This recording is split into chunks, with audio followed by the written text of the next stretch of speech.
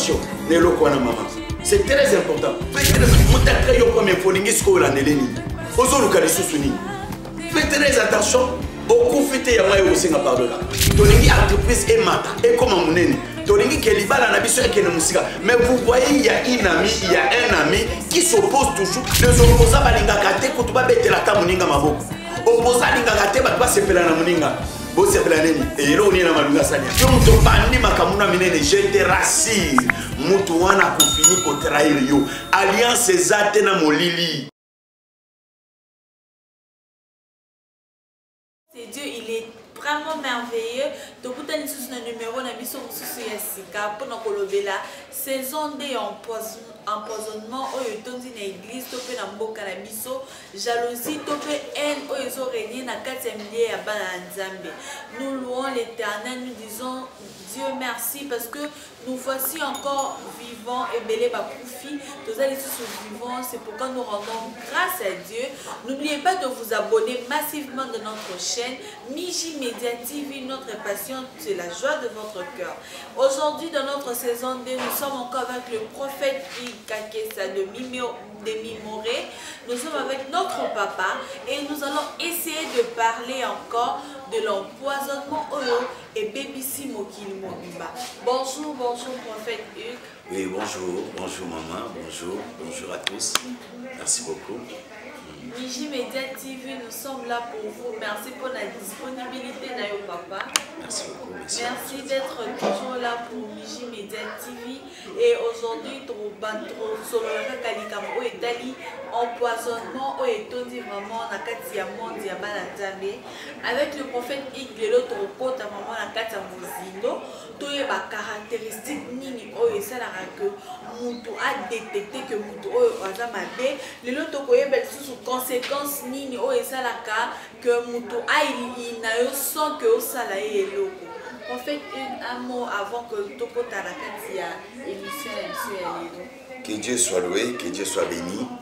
Na zoe bisana bande ko na biso nyoso bazolanda biso et émission o ekosu. Yekola ko partager ngo emsoso ko ba kozana problème wana te. Mais moninga o aza pembe na kutani na ngo mingi.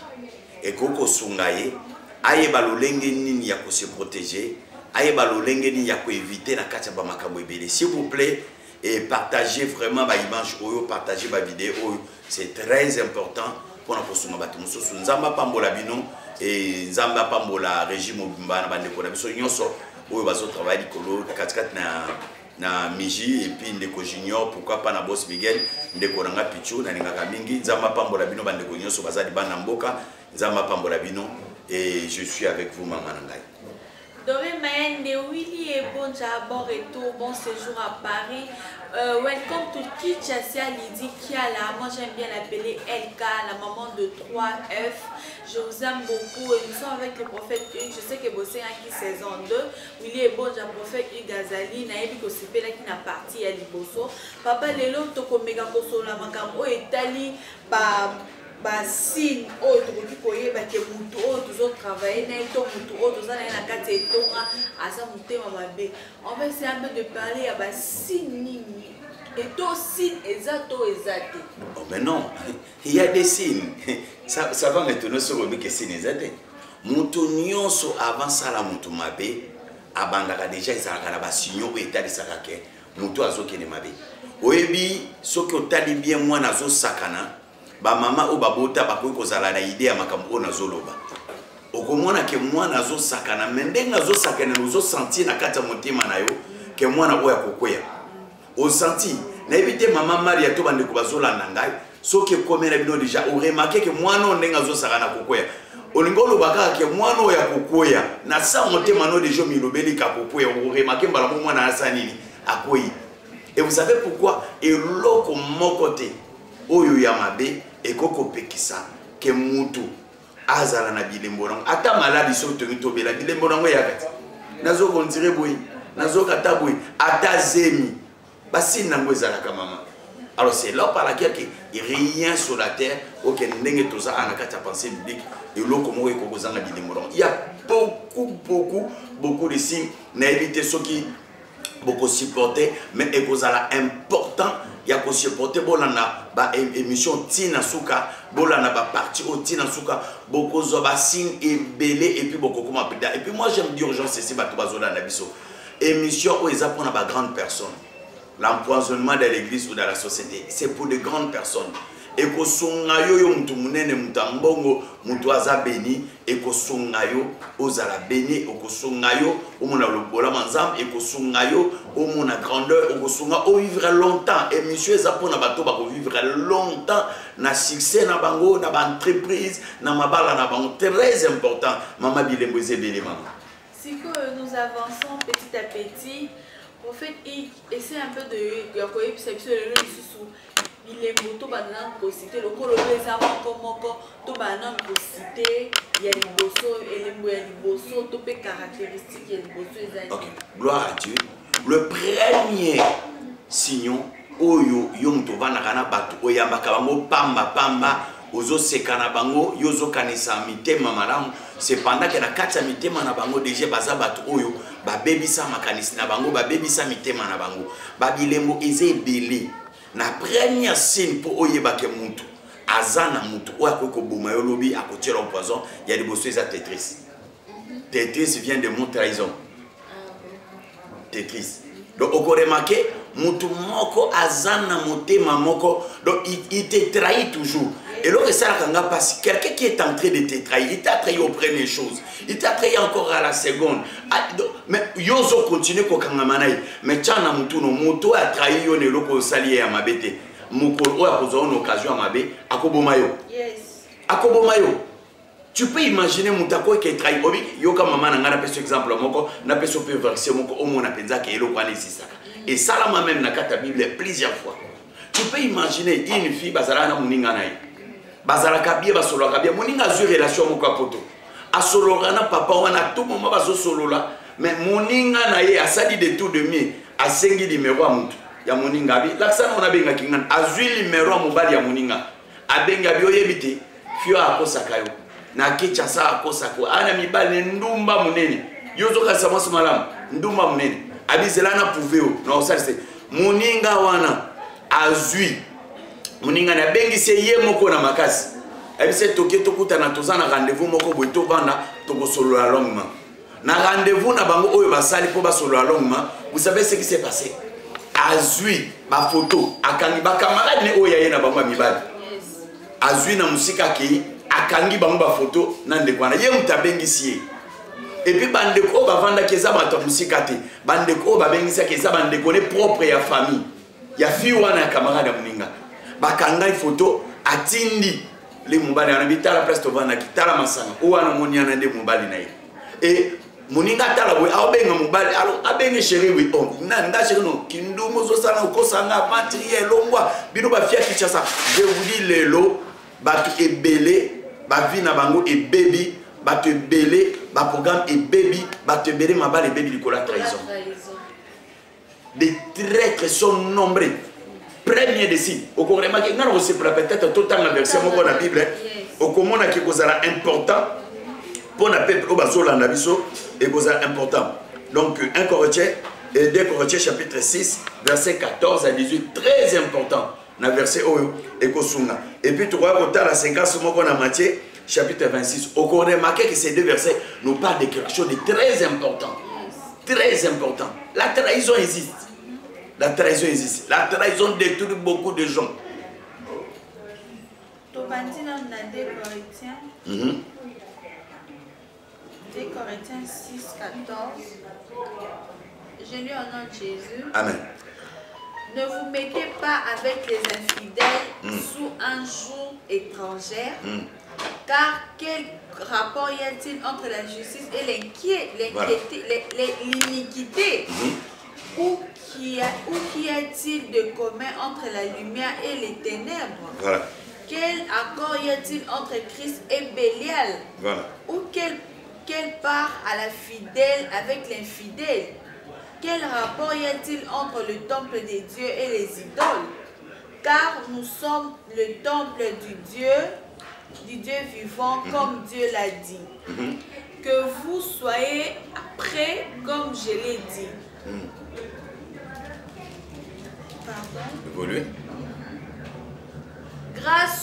grâce soyez rendue à Dieu de ce qu'il a mis dans le cœur des Tite le même empressement pour vous. Voilà. Car il a accueilli notre demande et c'est avec un nouveau zèle et de son plein gré qu'il part pour aller chez vous. Nous envoyons avec lui le frère dans le louange en ce qui concerne l'évangile et répandu dans toutes les églises. Voilà. Dans ce que Matthieu, pour te évoluer, te développer ensemble. Matthieu, chapitre 26, pour te évoluer. Matthieu 26, verset 14.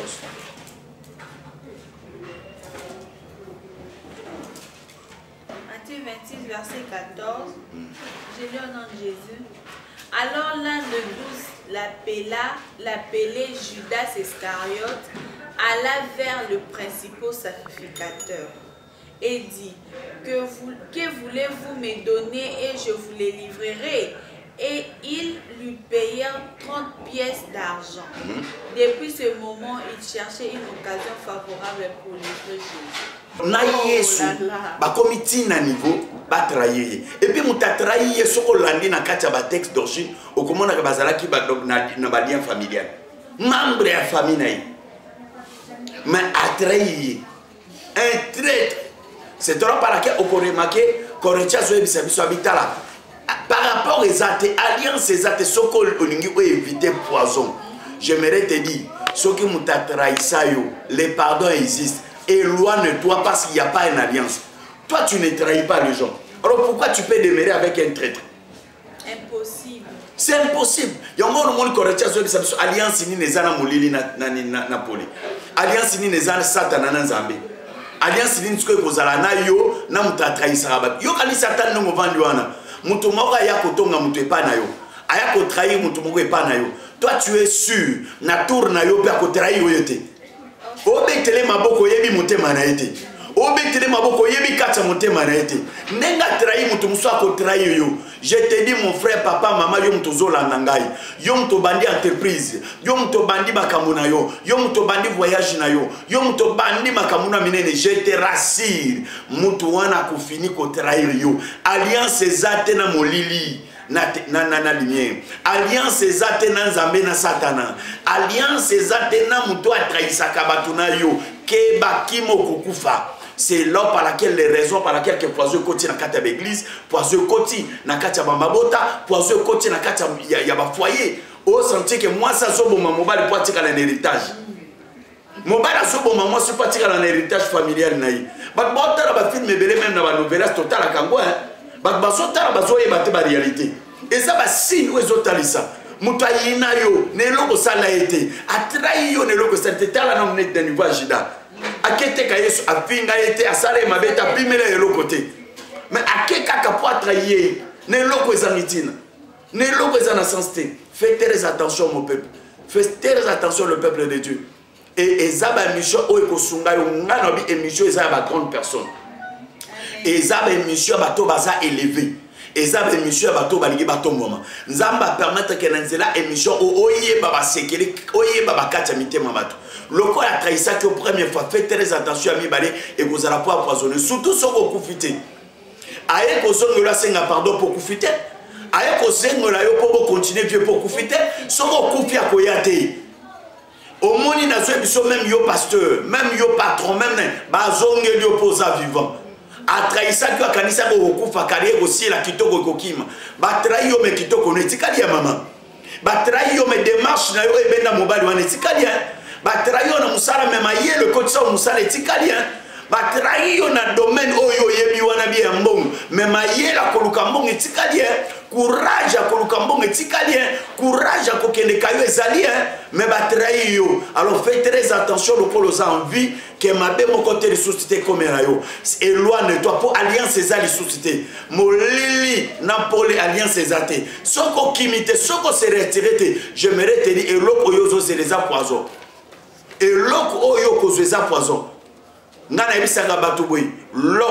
est le maître de sa vie future, mais responsable de sa destinée. L'homme est le maître de sa vie future, mais responsable de sa destinée. Ceux qui destinent ne bébé ça yomoko, vous êtes responsable de la destinée na yo. Fais très attention. Maman. C'est très important. Il y a un moment, le premier signe où il y a maman nangai, bande de kono bazalana, et ça trahison. Tetris, des traîtres. Fais très attention. Muta très yo premier folingi sko la neleni. Ozo lukali susuni.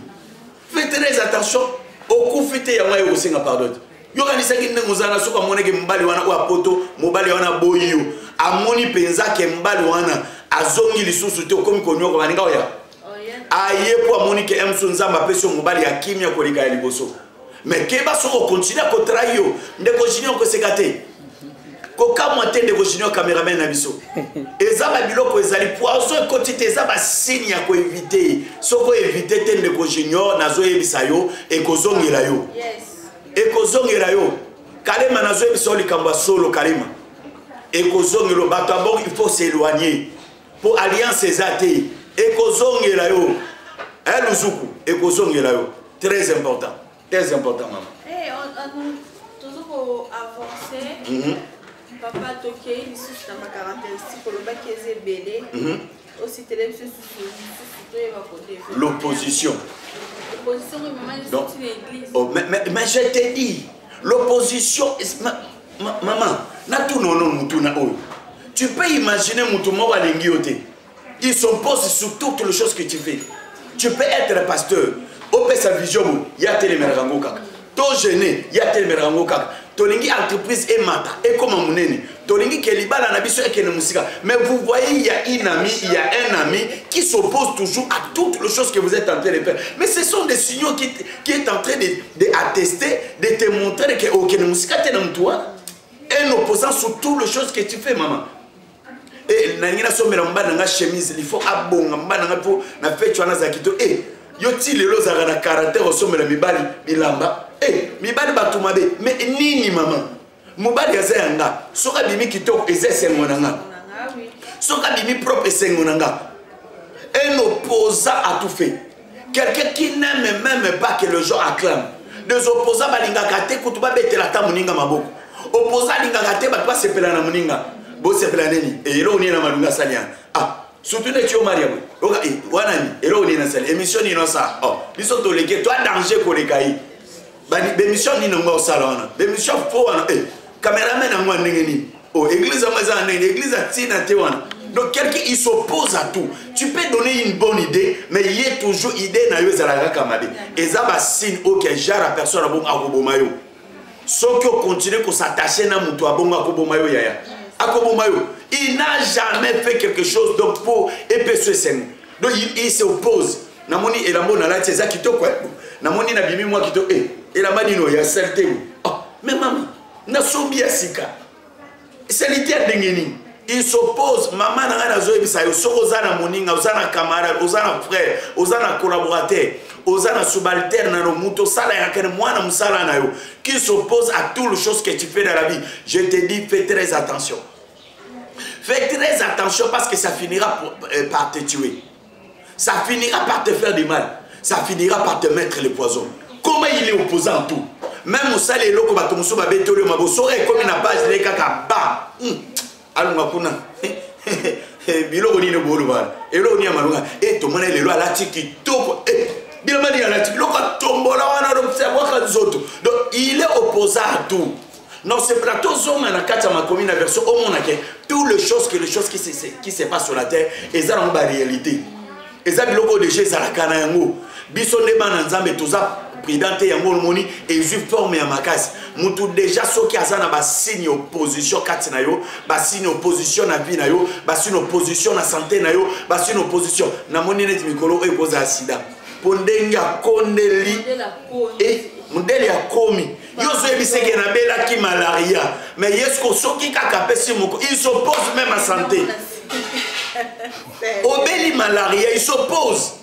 C'est que Mikolo n'a pas naza na komisa hydroquinone nan ye sia lokuta tension kono kito moi maman na yibi nini na zue loko nini ya yo. Et je te dis, ce sont des choses qui tuent des pasteurs dans l'église, qui tuent des fidèles dans l'église. Ils s'opposent à tout. Moninga modéré. Moninga modéré. Il y a ça contre modération. Non modération. Maman nazo yebisa yo. Mais nous sommes en train de parler de poison qui tue les gens de l'église et de la société. Tous ceux qui ont la poison, ils ont bombabato. Quand ils ont moninga modéré, kaka modération, ça est, ngaso nazaraki na balinga ba senti, nguye ngo kitana modération, balinga ba ngobika. Mais ceux qui peuvent passer place ou na modération, ça répéter à kokipe le côté maman nanga Maria. Le gens se tue comme ça. Moninga te ya te imabe. Mais yeso a te ba beta mabo. Nabi net protocole. Moninga sali protocole. Abongisi bakit. Mais vous allez se rendre compte que moninga est protocole en ça. Et bon, il a été. Et si man a été. Mais ceux qui va payer payroll ou un pour ça qui protocole à Okokate. Et la lemina à côté de mon côté na bakit na lemina. Mais ce ozo finga moninga pona nini. Ozo inela nini. Tu t'opposes à tout qu'il fait. Nazo so même papa nanda fiancé oyo bandine si au remarqué il s'oppose. Na makamu oyo koko mema bolingo na bino musika. Faites très attention. Faites très attention. Ceux qui continuent tu seras trahi, tu seras humilié dans la jara boninga bongo. Kaka ne bande ndenge bo bandi, il s'oppose à tout. Bon ngana moni peut-être bana osoma na biloko ba te kosoma nini? Bon ça na ngana koma kito ke bana jara mtu wana. Ah oui. Donc moi si a autant l'intérêt de famille est à l'honorer, mais yesko azota la non il faut bongisa na muye moko. OK, ceux qui babali yo oza ezone. Mais moi si déjà on a bandi ko yeso que bongisa na ngati na niveau que azoboya à s'opposer que des sortes que yo OK neta omona ba parents na été. Faites très attention. Faites très attention. Muto boya kututi na niveau que nokotala ba parents na ye na ndabo. Azoboya que no mona ba boti na ye. Alors faites très attention. Oko remarquer ba jari ya bato bongo akobomisa yo un jour. Bajari ya batabongo akobebi sabina yo na ki fiancé déjà zoboyo mona ba boti na yo et bon ce que soki siko bo évolue et bon ce que soki bo pusani akobo mo po dinga mtu mususu. Si quelqu'un s'oppose à toutes les choses que tu fais dans la vie, c'est parmi les grandes signes, c'est parmi les caractéristiques des gens des personnes que tu devais t'éloigner. Sinon si tu continues, tu persistes, tu vas mourir. Nous avons un verset qui va peut-être nous aider et de voir comment peut-être les gens qui s'opposent avec plusieurs personnes, qui s'opposent dans la vie de plusieurs personnes. Et nous avons un verset, on est tout le Philippiens chapitre 3, verset 18. Papa pesa va verser au Facebook bananze mo ba tu wa na mo aposto va verser même ngana opona moko na tangi to développer. Voilà, pesi Philippiens chapitre 3 verset 18. Yes.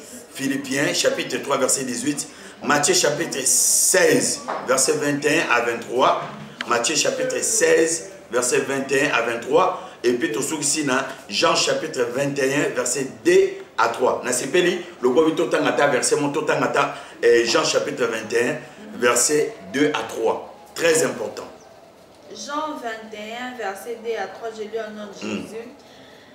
Après Simon Pierre Thomas appelé Didyme, Nathanaël de Cana en Galilée, le fils de Zébédée et deux autres disciples de Jésus étaient ensemble. Simon Pierre leur dit: je vais pêcher. Ils lui dirent: nous allons aussi avec toi. Ils sortirent le montèrent et ils sortirent et montèrent dans une barque. Et cette nuit-là, ils ne prirent rien. Vous pouvez imaginer la réalité ce que la Bible est en train de nous présenter. Ça nous présente une histoire concrète et vraie sur l'opposition. C'est pendant que Baboya qui Christ a eu ça qui bangabi bovana wana bozela qui n'ont pas salani natini labino musumweza muri musantu va se poser dans va s'opposer baboyi babite lokato vandi lokola umeli azose kwa na ete azoya na epete botobi mana to bana kayo ya vandi sibiso to bana na biso to bena to bana kayo ba keye simbite yore mayani kayo c'est Bible ba keye simbite oui pour la nini parce que penser na bango vision na bango ezala que dans les cadres que donc to s'opposer non na maloba autorité yango no monde même l'église il y a beaucoup de gens qui chantent des églises ba te bere ba changer l'église ezate que pasteur azana muyete ezali tu t'opposes orientation ngana ebisaka bana nzambe boyi. La prophétie, tu peux résister, tu peux t'opposer contre la prophétie, tu peux peut-être te résister contre la prophétie, mais pas l'orientation. Surtout l'orientation. Papa, au koki kobo ya prophétie mais orientation babo ya kate. Eza lokola mutake pa munganga po ba soigner ye. Munganga tali yobike nazoka mutu passe munganga biso te mutu passe wa lezo utana malaria. Ndima orientation apesio parce que ebike malaria nde mutu pesa ka mutu passe. Mais okomona mutu soko s'opposer kokupa. Yes. Eza ndenge moko pena bana nzambe. Bana nzambe bele bazo bala te bazo zwa te bazo bonga te. Vous savez pourquoi? Parce que l'opposition il s'oppose aux orientations que l'homme de Dieu l'a donné. Il s'oppose aux orientations que Nzamba Pessi Moussane Yosko Lani Babi et confiance à Dieu vous sera permis. À mes serviteurs vous réussirez. Si comme un récit tu t'opposes à ton mari. Mais tu vas continuer à échouer. Il y a un moment où Bamba les athées n'a pas jeune fille. Nalanda image moko boy. Bande kobasi basali révolte ba osala marche babi que non. Ba oluka mibali bazate. Mobala koya ndenge na comportement d'opposition yozana. Tu t'opposes à tout. Donc mobile ayebe lokote yondo yebi kolika mobile. Moi si na yo alamba kitoko ayebite. Asala bo yebite. Donc yon olingo la sendenge bachaka mungwa yesepanda ke yasa mwasi. Olingo la sendenge onje zalak. OK moi si nem ta relation ndenge onje zalak. Mais tu deux opposants retire-toi de ce genre de personnes et sinon vous risquez de mourir. Et loko ya opposition et comme la Pierre hein, maman. Pierre papa Junior Kalema Luzuku yoke loko na zoebisayo.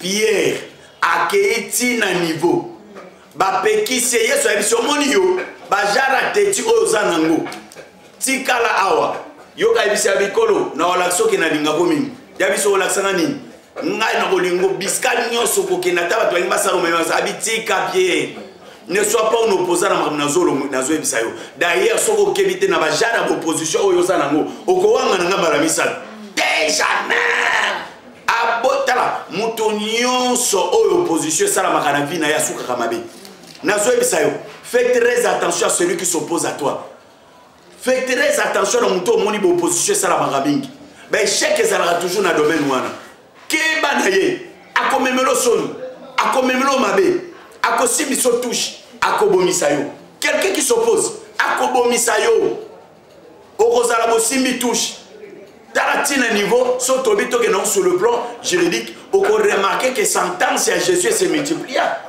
Bakata un notable, officier à l'État, soldat, Bakata Nitoy, na Pierre. Pourquoi? Parce que c'est opposition. Est-ce que même c'est que toi qui ne m'as pas dit c'est ma vie tout matin. Avec pas remarquons comment on a un danger.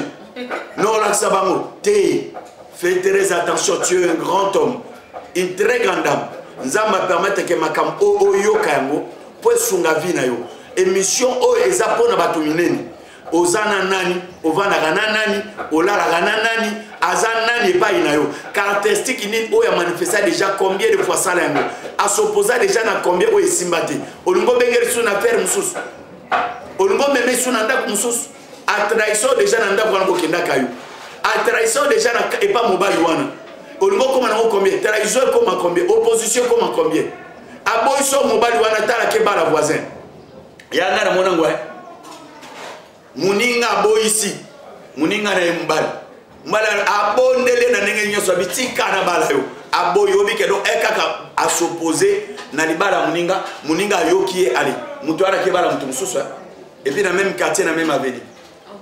Si quelqu'un est opposé à tout autour de toi, surtout toi, pasteur, fais très attention à ses fidèles, fais très attention à ses collaborateurs, fais très attention. Bato nyonso bazala opposé à via bat basuka kamabe. Et puis bat trahisa ba via bat. Yango no moni bana Israël ba kotisa Moïse kanate mama. Papa Junior, nazo ebisayo. Boss Miguel, nazo ebiso vérité. Moïse a kota kanate likola opposant.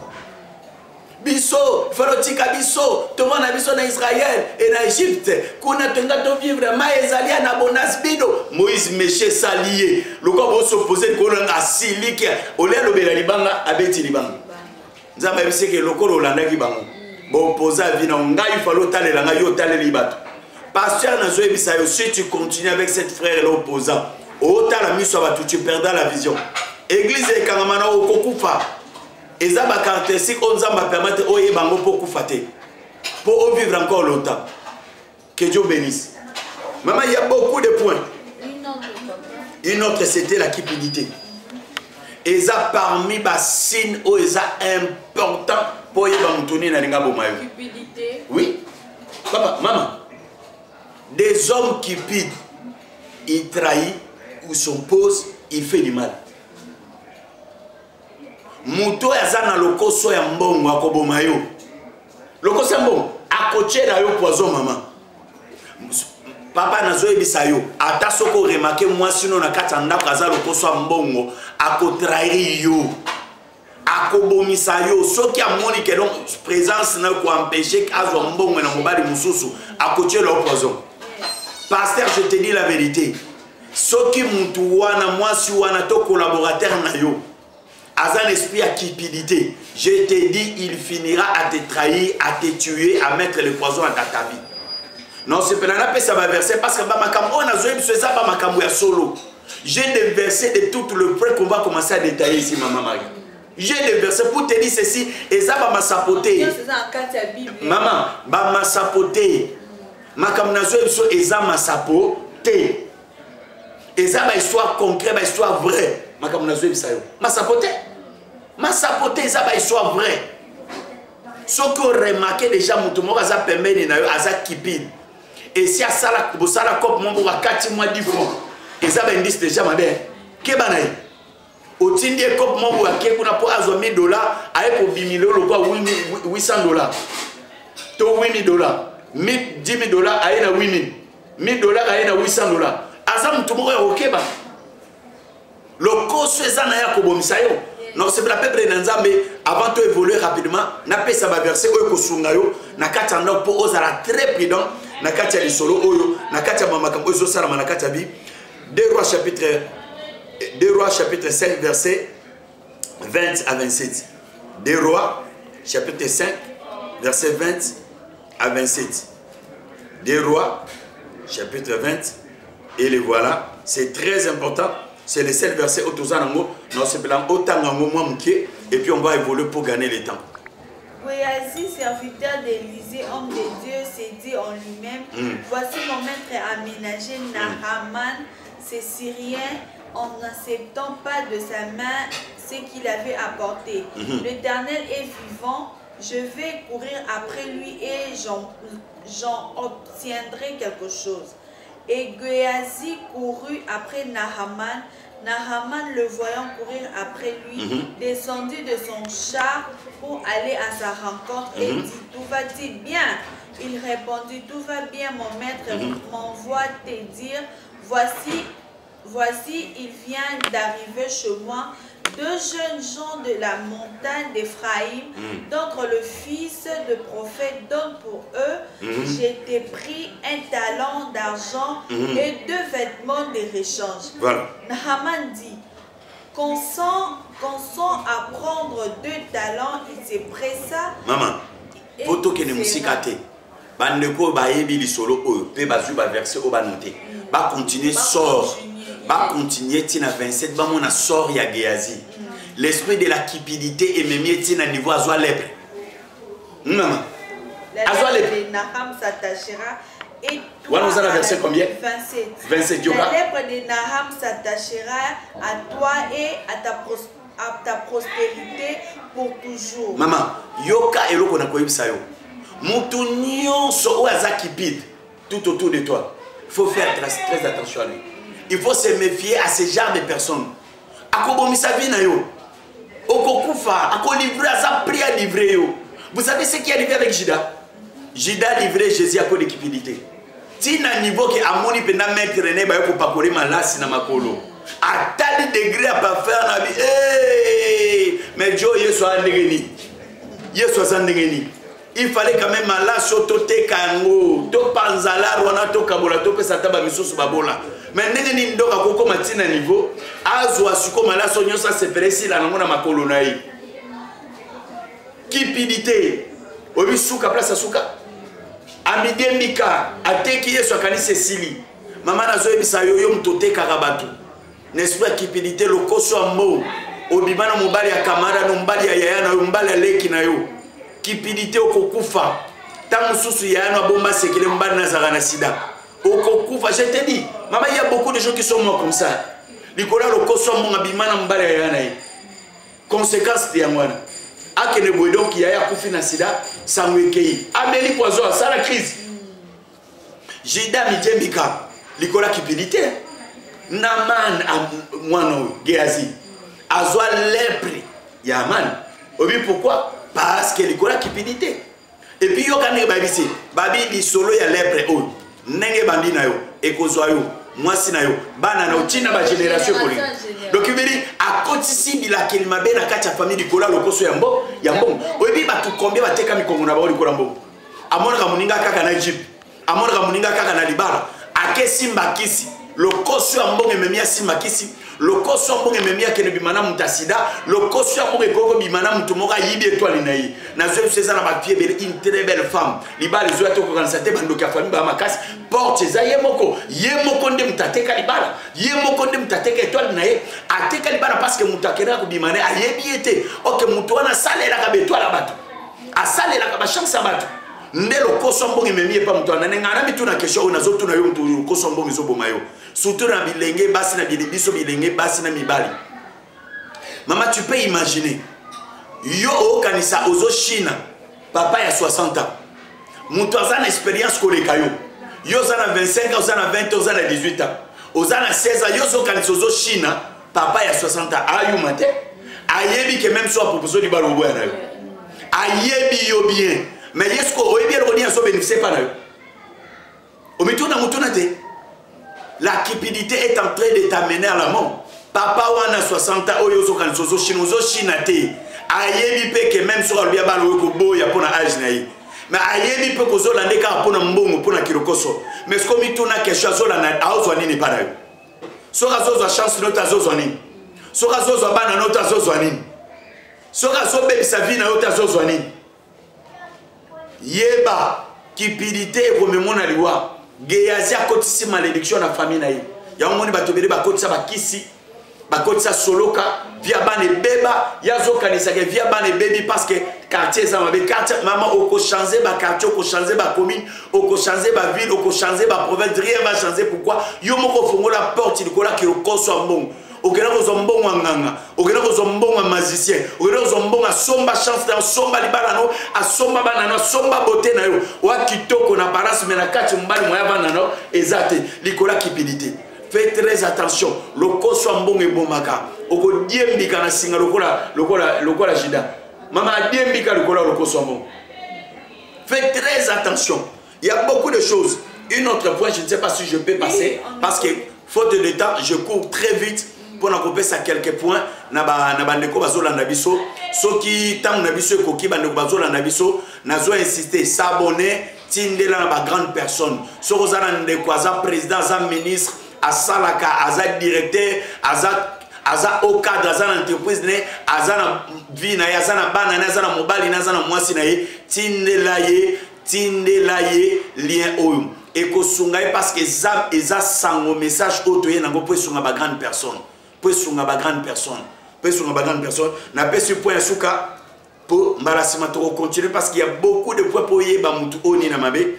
Dernier de points zali reniement et l'abandon des membres de la famille ou de conjoint ou de l'église. Continuer en évoluant au lobby reniement ou l'abandon. Est-ce que pour monsieur César au tani comme ça to poni pour mon compte de développement? Bon, pour monsieur César, merci beaucoup.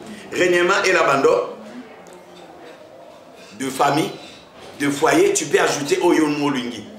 Et ça, na batubele, na kena mususu, point mususu, na kena l'indisponibilité, indisponible.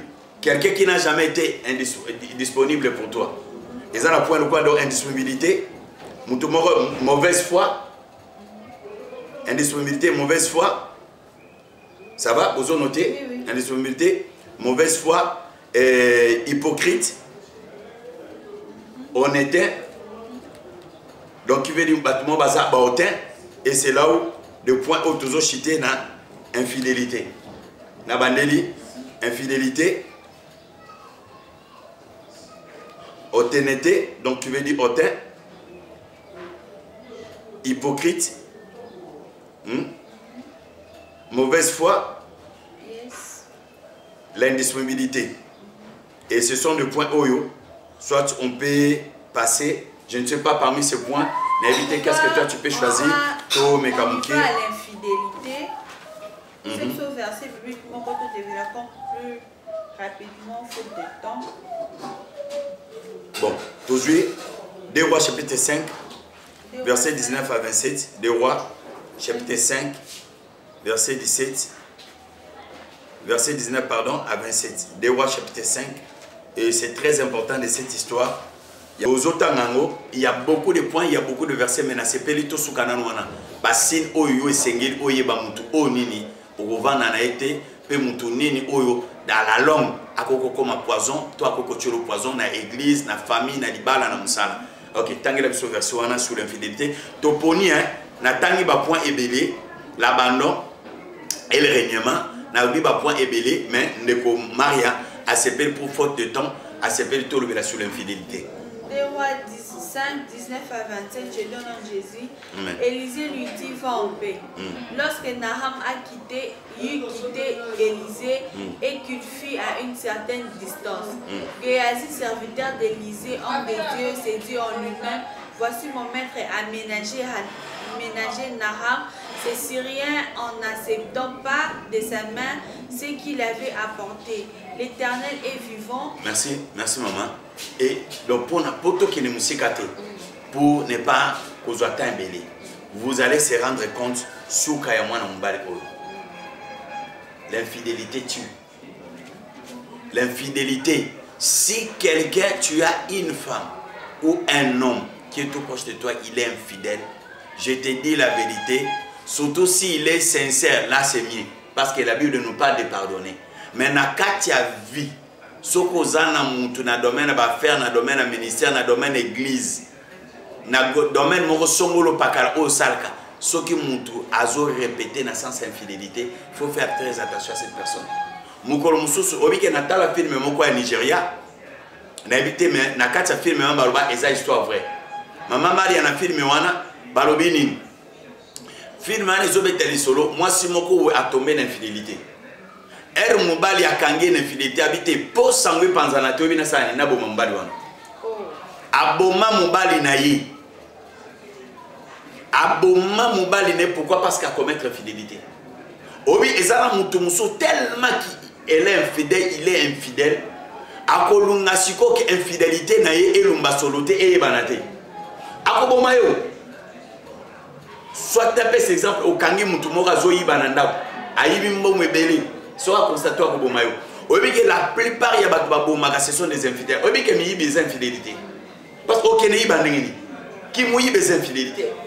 So, par exemple que bokangi muyibi o reconnaître obi ke bakoma ko isalisoni même bazo sala bino mabe bazo yiba bino na soko yebi elongia muyibi ana koloba ko belela ye te obi pourquoi ba ko belela te pour ceux qui ont mekika ko belela ye akobomande yo muteli boso po yebi ke o trahir mutu nyonso qui est infidèle il faut faire très attention à sa vie.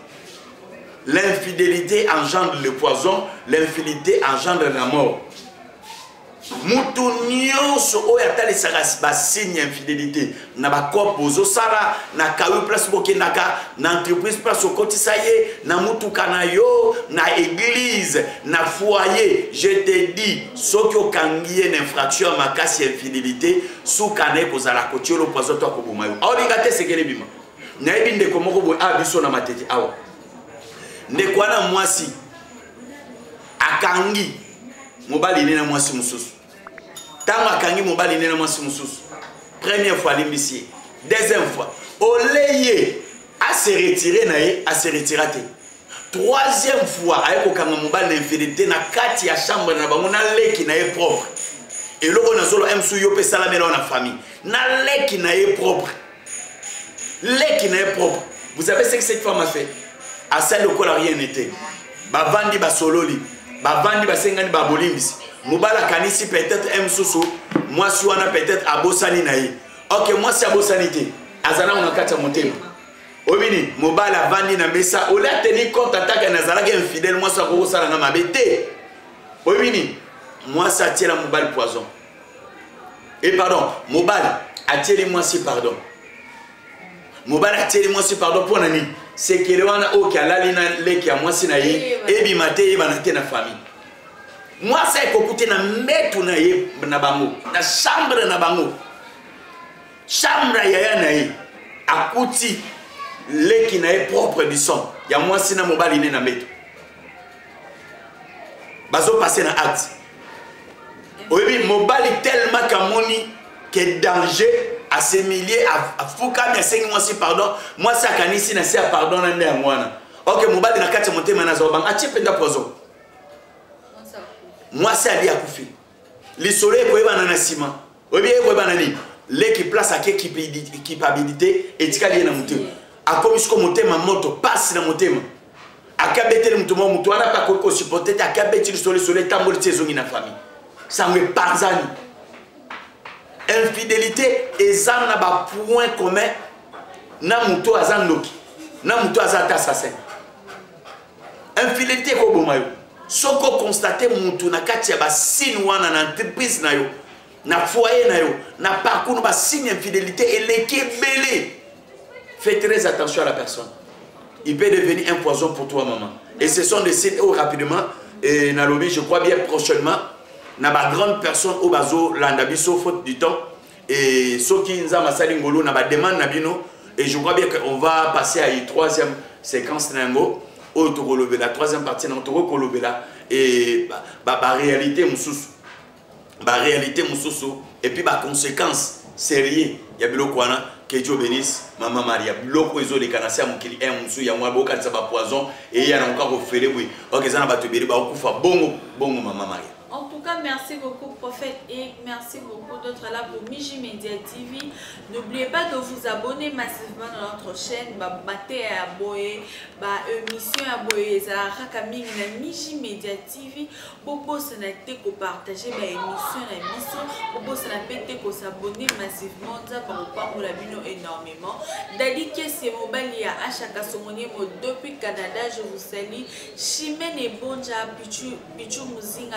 La maman de Blessing, maman la 3G, je te dis un grand merci pour sacrifice. C'est la Miji Media TV, mon boss Miguel de Maman Mireille Vito. Je vous aime beaucoup. À tous les fans de Miji Media TV, je vous aime et nous allons nous retrouver prochainement avec le prophète X. C'est pas la première fois, c'est pas aussi le second.